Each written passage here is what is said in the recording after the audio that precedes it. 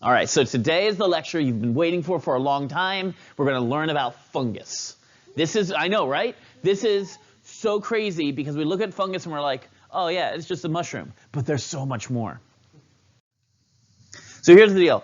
Both plants and fungus started in the water. They were protists. We had our fungus-like protists. We had our, the phytoplankton floating in the water column. Living in water is entirely different than living on land. Water, and we'll talk about this when we talk about diversity of life, of multicellular life. Water is a major constraint. We need water to stay in our cells. If we dry out, we die. So all these plants and fungus originally lived in water, where they had access constantly to water. Water retention was never an issue in a completely marine environment, ever. Worst thing you have to do, get a contractile vacuole.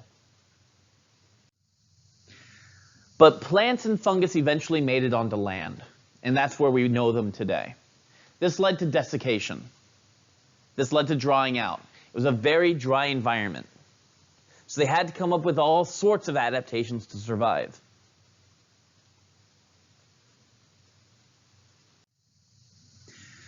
The biggest leap forward, moving from the sea to the land, was three-dimensional tissues. Instead of just being one cell, you have multi-cells. And these cells, you have one group of cells in the center and the other surrounding it.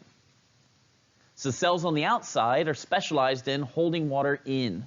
They might have wax on them. Wax is hydrophobic. They might have all sorts of things. You look at a plant, you don't see the insides of the plant. You don't see the water in the plant because it's going through the center of it. So multicellularity, three-dimensional tissues, allowed plants to survive on land.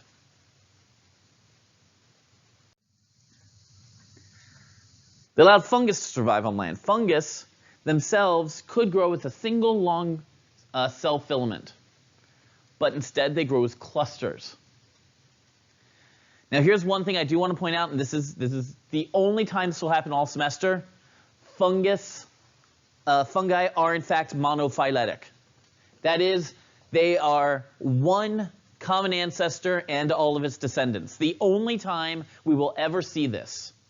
All fungus come from a single common ancestor. Taxonomists are all in agreement on this. Nobody's arguing. That blows my mind, for one. There's always somebody who's like, nope, I disagree. Turns out there's not. Fungus, everyone agrees on. And you wouldn't know it to look, but we are super closely related to fungus. We share so much at the molecular level with fungus that we are cousins. It explains so much, right? So here's why. Both animals and fungi are heterotrophs. They both require organic materials from their environment. They both undergo absorptive nutrition. They both absorb nutrients from their environment. And they both store their energy as glycogen. So you guys know Toad from the Mario series? Is he a fungus or is he an animal? An animal? Actually, no, he's an animal because that's just a hat. That's just a hat? Well, you could take... Not actually. He takes it off and But you could take a cap off of a fungus. I'm just saying. I think it's the whole, like, this is what bridges it. The common ancestor between animals and fungus is the amoeboid organism. It fed off algae and bacteria through phagocytosis, originally. Over time, that changed. Phagocytosis, again, pulling that food across its membrane. After diverging from nuclearia, you get a cladistic split to produce cryptomycota. Remember, nuclearia was one of those supergroups? So we're splitting now, and we've got this new group called cryptomycota. Cryptomycota is an early primitive fungus. It lives in soil and water, but it's missing a cell wall. What are cell walls good for? Structure is one thing. Also, though, volume control in water, right? You have a cell wall. You're not going to burst due to osmosis. It lacks a cell wall.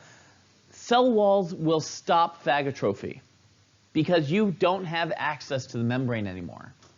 Cell walls are the only way to get across the cell wall, food across the cell wall, is through osmotrophy.